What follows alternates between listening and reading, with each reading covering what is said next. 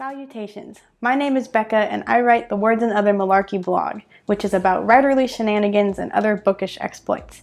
I know it's a little bit premature for me to try to start a YouTube channel, but you know, it's not like there's enough content on here, right? Now, you're probably familiar with BookTube and the great people there that are making really awesome content. And so am I, and I'm really inspired by them.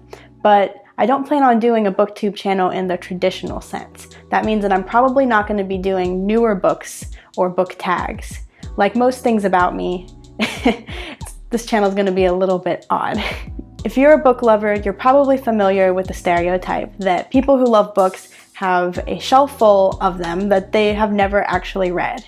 Yes, I too have stared starstruck at the shelves at Barnes & Noble, wanting to buy all the pretty covers and titles, because let's face it, some of us do judge books by their covers.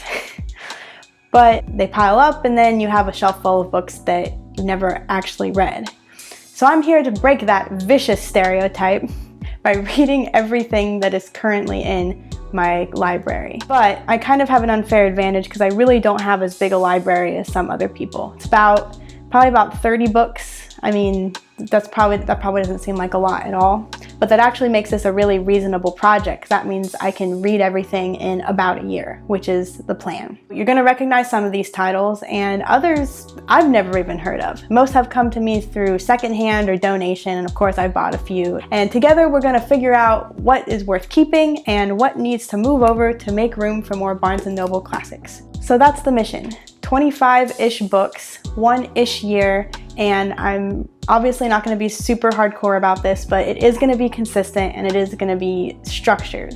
And I am going to put down a few ground rules.